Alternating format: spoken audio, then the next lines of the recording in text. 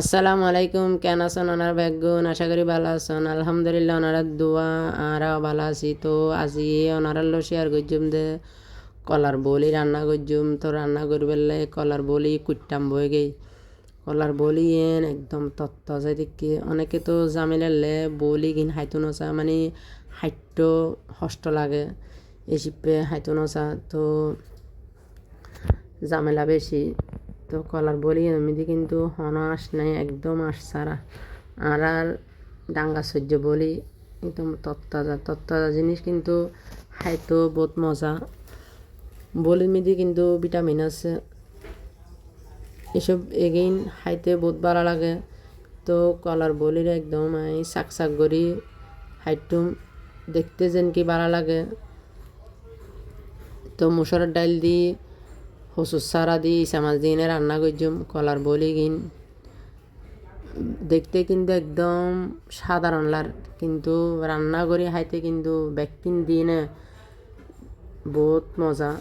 তো কুড়া হাঁড়া গিয়ে একদম ভালো করে কুড়ি হাঁড়ি লই, তারপর লই দি মুসুরের ডাইল, তারপর লই দি 1 চামচ হলুদ, 1 চামচ ধনিয়ার গুঁড়ি, জিরের গুঁড়ি, 1 চামচ লবণ, আধা চামচ মরিচ, 1 চামচ আদা বাটা রসুন বাটা, তারপর লই দি 1 ফেলা পিঁয়াজ, তারপর ইসা মাছ লই সিদ্ধ করা, কচুর চারা লই লাকি, ধনিয়া পাতা কাঁচামরিচ লই লাকি রান্না তাই গিয়ে চুলের ডেকসি বয়ে দিই, তারপর দিয়ে দিই 1 কাপ তেল গিন একদম ভালো করে গরম হয়ে এলে তারপরে এখন দিয়ে দিম যে পিঁয়াজ গিন দিয়ে দিই 2-3 মিনিট পর্যন্ত লাড়াচাড়া করছিলাম যে পিঁয়াজ নরম হয়ে যাবে। পিঁয়াজ বেশি লাল করতেন না, তরকারি রান্না করতে কিন্তু বেশি লাল গরম না পরে পিঁয়াজরে। তারপরে এখন দিয়ে দিম দে আদা রসুন বাটাই কিন আবারও 2-1 মিনিট পর্যন্ত লাড়াচাড়া করে দিম যাতে আদা রসুনের কেঁচা গেরেন কিন বাইরে যাবে আর কি, মানে খুশবু বাইরেব। তারপরে এখন দিয়ে দিম দে মরিচ হলুদ কিন দিয়ে দিম,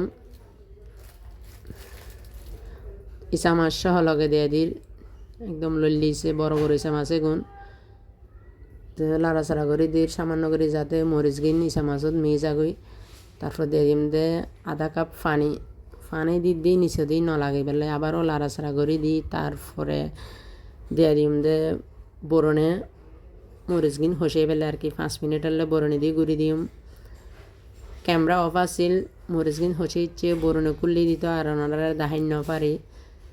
তারপরে এখন দিয়ে দিম দে বলি কিন একদম নরমে থেকে তো বলি আর সিদ্ধ দি বলি এখন ডাইরেক্ট দি ফেলার। তারপর দিয়ে দিম দে হসুর সারা তো সিদ্ধ করি লাগি এখন একদম বালা করে লাড়াচাড়া করে দিম দে যাতে মরিচ গিন হসুর সারা বলি মিদি মিয়ে যাবে।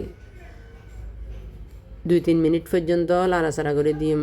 মেন দিলে কচুর চারা ইসা মাছ দিয়ে না বলি দি রান্না করলে মুসুরের ডাইল অসম্ভব ভালো লাগে খাইতে কিন্তু বহুত মজা। বরণি দি গুঁড়ি দি 5 মিনিট হলে যাতে বলি কিন হসিয়ে গিয়ে এত হসানো গিয়ে আবারও 2-1 মিনিট করে লাড়াচাড়া করে দিই একদম ভালো করে। তারপরে এখন দিয়ে দিম দে মুসুরের ডাইলে গিন আগে ভাগে ভিজে লাগি তো দুইটা পরিষ্কার করে লাগি। মুসুরের ডাল যদি বলিল দিতাম একদম গলি দিয়ে যাইতে গই, তো মুসুরের ডাল দি বলি গিন হসে ইচ্ছে তারপরে দিই এখন বালা করে ব্যাকিন হলো মিয়ে ফেলার যাতে ডাইলের মেয়ে মরিচ গিন মিয়ে যাগই। তারপর এখন 5 মিনিট হলে বরণি দি গুঁড়ি দিম যাতে ডাইল গিন বলি মিদি মিক্সারে যাকবান মানে হসেই আর কি।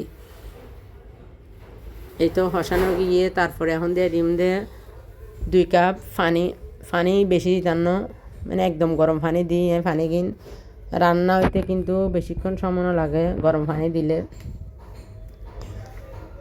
তো 10 মিনিট হলে বরণি দিয়ে গুঁড়ি দিই। তো রান্না প্রায় গিয়ে বলতে গেলে হসুর সারা গলে গিয়ে তারপরে এখন কাঁচামরিচ দিয়ে দিম, ধনিয়া পাতা সহ দিয়ে দিম, আবারও লাড়াচাড়া করে দিম 2-1 মিনিট পর্যন্ত বরণি দিয়ে গুঁড়ি দিম, মানে 2-3 মিনিট হল আর কি কাঁচামরিচ আর ধনিয়া পাতার খুশবু বাইরে পেলে আর কি। এই তো রান্না ফুল হয়ে গিয়ে মাশাল্লাহ দেখতে তো বহুত ভালো লাগে, কি সুন্দর কালার হচ্ছে তো চুলা নাচ বন্ধ করে দিয়ে এখন উগে প্লেটত মেদি পরিবেশন করছুম। এন্ডিলে করি আসলে রান্না করলে নহইয়ে মানুষও খাইব। তো মাছ গুস্ত আর হন পাইতনো তরহারে দি ভাত খাওয়া যাবে গুই মানে এত তো ভালো কি হইও মেডেল ইসা মাছের বলি দি রান্না করলে হসুসার একদম নরম করে ফেলা খাইতে কিন্তু বহুত ভালা। তো আজের ভিডিও দূর পর্যন্ত বেক্ষণ ভালো তাইবেন, সুস্থ তাইবেন। আল্লাহ হাফেজ, আসসালামু আলাইকুম।